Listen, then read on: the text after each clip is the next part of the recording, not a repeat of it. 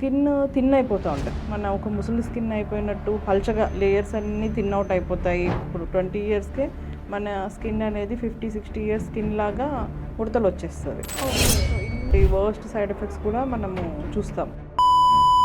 ఇలాంటి అంటే names we are not suppose to use, కానీ ఇలాంటి స్టిరాయిడ్ కాంబినేషన్ క్రీమ్స్ అనేవి చాలా ఓవర్ అబ్యూజ్ అయ్యాయి. అండ్ దాన్ని పోరాడడానికి మా డెర్మటాలజీ వాళ్ళు చాలా విధాలుగా ట్రై చేస్తున్నారు. వేణు కుమారి గారు is a MD and dermatologist, 18 years of experience ఉంది ఫ్రమ్ డాక్టర్ వీనస్.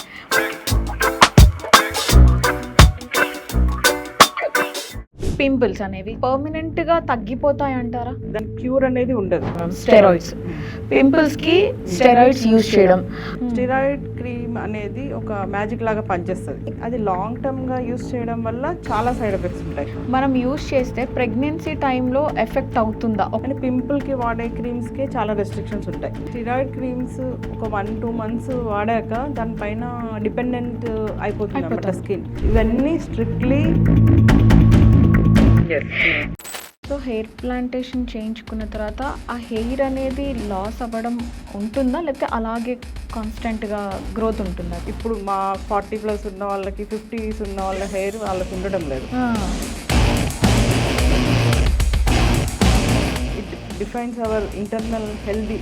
కొంతమంది డార్క్ స్కిన్తో ఉంటారు, డస్కీ స్కిన్తో ఉంటారు. సో మేము వైట్గా అవ్వాలి అని చెప్పేసి ఉంటారు. కలర్ ఇంప్రూవ్మెంట్ అనేది పెద్ద ఓవర్ హైప్డ్ థింగ్ నన్ను అడిగితే. మన జెనెటిక్గా ఉన్న కలర్ని తీసుకెళ్ళి మనం వేరే కలర్కి చేయాలి అని అంటే చాలా కష్టపడాలి. మీకు మంచి అవార్డ్స్, రివార్డ్స్ అండ్ సెలబ్రిటీస్కి కూడా ట్రీట్మెంట్ చేస్తూ ఉంటారు అని చెప్పేసి.